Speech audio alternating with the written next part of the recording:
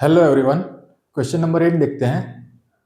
If 3 cot a is equal to 4, check whether 1 minus tan square A upon 1 plus tan square is equal to cos square A minus sine square A और not. मतलब हमें LHS और RHS इस question में क्या है, अलग अलग हमें LHS और RHS पहले फाइंड करनी है वैल्यू। उसके पहले tan a फाइंड करेंगे। cot a दिया है आपको तो उसके थ्रू पहले tan a और cos a and sin a पहले फाइंड कर लेंगे। आगे जैसे क्वेश्चन में किया था हमने कि cot a is equal to क्या करना है 4/3, फिर दो साइड मिल जाएगी उसके थ्रू पाइथागोरस से थर्ड साइड, फिर tan a फाइंड कर लेंगे। tan a तो वैसे भी डायरेक्टली मिल जाएगा, cot a का क्या होता है रेसिप्रोकल, पर sin a और cos a फाइंड करना पड़ेगा। ठीक है, तो पहले सबसे पहले क्या करेंगे, राइट एंगल ट्राइंगल के थ्रू करेंगे और फिर LHS और RHS अलग अलग पहले फाइंड करेंगे और दोनों की वैल्यू अगर सेम आए तो दोनों इक्वल है, ठीक है, और अगर नहीं आ रहे तो नहीं है। ठीक है, वैसे तो सबसे पहले राइट एंगल ट्राइंगल, यहाँ पे ए एंगल दिया है तो ये यहाँ पे ले लेते हैं जनरली हम।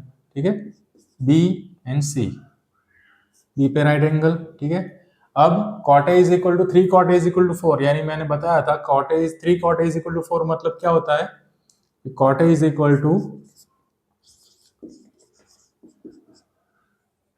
3 कहाँ जाएगा मल्टीप्लीकेशन से डिवीजन में, तो क्या हो जाएगा 4/3, यानी cot a आपको रेशियो दिया है। ओके, अब cot a के थ्रू हम क्या करेंगे, cot a का फॉर्मूला क्या है, अभी tan a का जैसे ऑपोजिट अपन एडजेसेंट, तो cot a का रेसिप्रोकल एडजेसेंट अपन ऑपोजिट। ठीक है, तो adjacent side of angle A divided by opposite, तो adjacent side of angle A कौन सी है, इसकी एडजेसेंट साइड क्या होगी ए बी, और ए की ऑपोजिट साइड क्या होगी, इसकी ऑपोजिट साइड ए की B C is equal to 4/3। फिर के फॉर्म में एज्यूम कर लेते हैं। ठीक है, if A B is equal to 4k then B C is equal to 3k। Okay, तो अब पाइथागोरस थ्योरम यूज करेंगे। Using Pythagoras theorem third side मिल जाएगी,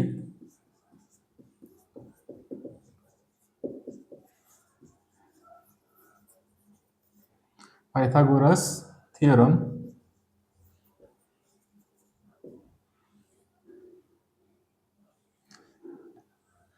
ए बी क्या मिला 4k और बी सी मिला 3k, तो हाइपोटेनस फाइंड करना है, तो A C square is equal to A B square plus B C square. A C find करना है तो वो एज इट इज रहेगा, ए बी की जगह पे वैल्यू सब्सटीट्यूट कर देते हैं 4k स्क्वायर होल स्क्वायर और बी सी की वैल्यू 3k होल स्क्वायर।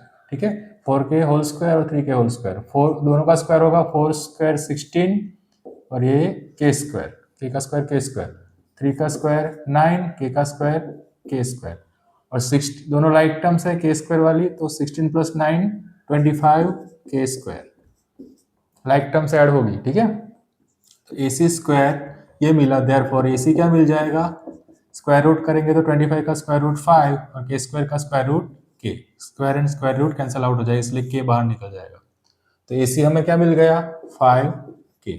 वैसे भी हमें पाइथागोरियन ट्रिपलेट पता ही है, 3 4 एंड 5 डायरेक्ट पता चल जाता है, लेकिन कैलकुलेशन बतानी पड़ती है। अब कौन सी वैल्यू फाइंड करनी पड़ेगी, tan जो भी दिख रहा है वो सारे कर लो, tan cos एंड sin। तो सबसे पहले इसके थ्रू वो फॉर्मूला के थ्रू हमें तीनों की sin cos एंड tan की वैल्यू फाइंड कर लेनी है। tan की तो वेरी इजी है, tan a is equal to क्या होगा, tan a यानी cot का क्या है रेसिप्रोकल, तो इसको हम क्या लिख सकते हैं 1/cot a। तो इसमें फॉर्मूला के थ्रू करोगे तो भी चलेगा, ऑपोजिट अपन एडजेसेंट। tan का फॉर्मूला क्या होता है, opposite side of angle A upon adjacent side of angle ए, तो ऑपोजिट साइड क्या होगी 3 और एडजेसेंट 4, 3/4 आएगा। और वैसे भी कॉट का क्या है एंगल सेम है, इसलिए रेसिप्रोकल ले सकते हैं। अगर अलग अलग एंगल है तो फिर वो ऑपोजिट अपन एडजेसेंट वाले फॉर्मूला से ही जाना पड़ता है, पर एंगल सेम है इसलिए इसका रेसिप्रोकल ले सकते हैं। तो 1/cot a tan a यानी cot a की वैल्यू कितनी है 4/3, तो 1 है यानी रेसिप्रोकल है, तो ये कॉट ए का रेसिप्रोकल क्या होगा, 4/3 है तो क्या हो जाएगा 3/4, क्योंकि नीचे वैल्यू रखेंगे 4/3 तो डिनोमिनेटर का डिनोमिनेटर कहाँ जाएगा, न्यूमरेटर में, तो 3 ऊपर चला जाएगा 4 नीचे रहेगा। वैसे भी इसका रेसिप्रोकल करना है तो 3 ऊपर 4 नीचे डायरेक्टली लिख दो, 3/4, 4/3 है तो 3/4, तो 10a मिल गया। दूसरा क्या है, साइन एंड कॉस। साइन की value formula opposite upon hypotenuse. Opposite side of angle ए क्या है, BC, और हाइपोटेनस क्या है, AC, वो तो AC ही रहेगा। BC की वैल्यू 3K एंड AC की 5K, तो K कैंसल आउट हो जाएगा तो क्या मिल जाएगा 3/5, ठीक है। Similarly cos A, cos A का formula adjacent upon hypotenuse. Adjacent side of angle ए क्या होगी इसकी, AB, ठीक है, और हाइपोटेनस तो AC ही रहेगा। एडजेसेंट साइड ऑफ एंगल ए क्या रहेगी, AB, और हाइपोटेनस AC। AB की वैल्यू क्या है 4K और AC की वैल्यू 5K, ठीक है। तो K कैंसल आउट तो क्या मिल जाएगा 4/5, ठीक है। K कैंसल आउट हो जाएगा तो क्या मिलेगा 4/5। तो साइन कॉस टेन सभी मिल गया। अब सिंपली LHS और RHS क्या कर देंगे हम, इंडिविजुअली करना पड़ेगा। LHS लेंगे और RHS नहीं आएगा इसमें। LHS लेंगे पहले 1 - tan² अपॉन 1 + tan², ठीक है। तो इसमें वैल्यू सब्स्टिट्यूट कर देते हैं, 1 - tan की वैल्यू क्या है 3/4, तो 3/4 को हम क्या करेंगे सब्स्टिट्यूट दोनों जगह पे जहां पे tan है, ओके। अब 1 - 3 का स्क्वायर क्या होता है 9 और 4 का स्क्वायर 16। सिमिलरली नीचे भी सेम ही होगा, 3 का स्क्वायर 9, 4 का स्क्वायर 16, दोनों का स्क्वायर होगा, होल स्क्वायर इसलिए। अब क्या करना है एलसीएम, यहाँ पे 1 है यानी डिनोमिनेटर में कुछ नहीं यानी 1, यहाँ पे भी डिनोमिनेटर में कुछ नहीं यानी 1, तो एलसीएम क्या होगा 16 और 1 का 16 ही होगा। तो यहाँ पे ऊपर नीचे 16 से मल्टीप्लाई करेंगे, ठीक है, तो ऊपर क्या आ जाएगा 16, ठीक है, यहाँ पे ऊपर नीचे मल्टीप्लाई करेंगे और यहाँ पे तो 16 ऑलरेडी है तो 1 से ही मल्टीप्लाई करना पड़ेगा, तो 9 का 9 ही रहेगा, तो एलसीएम 16। सिमिलरली यहाँ पे भी ऐसा करेंगे 16 एलसीएम, यहाँ पे 16 से मल्टीप्लाई करें तो 16 प्लस यहाँ पे 9, ठीक है, यहाँ पे 16 से मल्टीप्लाई करना पड़ेगा इसलिए 16 आएगा, यहाँ पे 1 से यानी 9 का 9 ही रहेगा, 9 1 9। अब 16 डिनोमिनेटर सेम है इसलिए कैंसल आउट हो जाएगा, तो क्या बचेगा नीचे 1 ही बचेगा, ठीक है, यहाँ पे 1 यहाँ पे 1, 16 जो कैंसिल हो गया, ठीक है, तो 1 लिखो ना लिखो, ठीक है। अब 16 - 9 यानी कितना बचेगा, 16 में से 9 जाएगा तो 7, तो न्यूमरेटर में क्या बचेगा 7 और डिनोमिनेटर में 16 + 9 25, ठीक है। तो ये आपका क्या है LHS। अब RHS भी देख लेते हैं। RHS अगर सेम आए या ना आए जो भी है देख लेते हैं, ये दोनों इक्वल है कि नहीं, यही हमें पूछा है कि check whether this is equal to this और नॉट, मतलब दोनों इक्वल है कि नहीं, LHS is equal to RHS है कि नहीं। तो RHS ले लेते हैं अभी। RHS is equal to cos² minus sin²।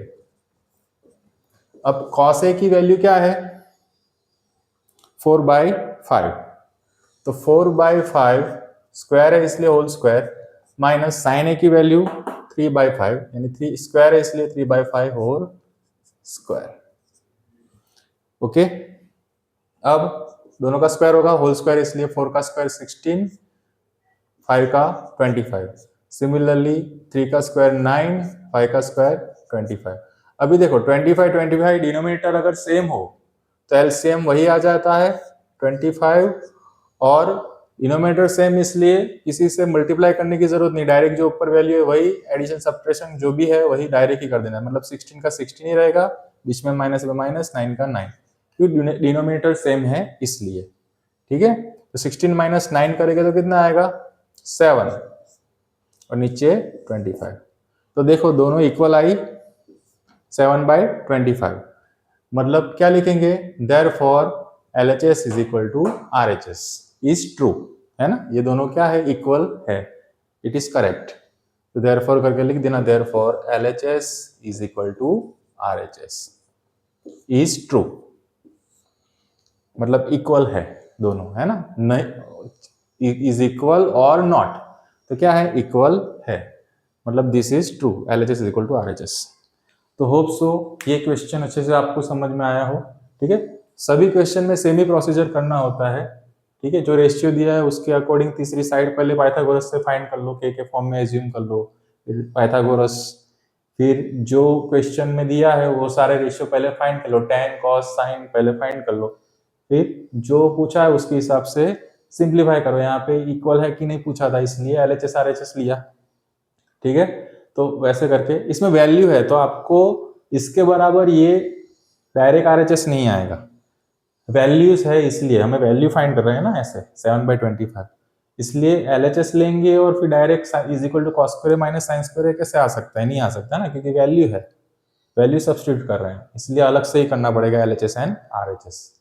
पर दोनों इक्वल है कि नहीं वो फिर चेक करे तो पता चल जाएगा, जैसे क्वेश्चन पूछा हो वैसे करना है सिंप्लीफिकेशन। तो होप सो आपको ये क्वेश्चन अच्छे से समझ में आया हो। नेक्स्ट क्वेश्चन हम नेक्स्ट वीडियो में करेंगे। अगर ये वीडियो पसंद आया हो, मतलब पढ़ाई में हेल्पफुल हो रहा हो, तो लाइक जरूर कर देना, सब्सक्राइब कर देना और शेयर भी कर देना अन्य स्टूडेंट्स को। Thanks for watching.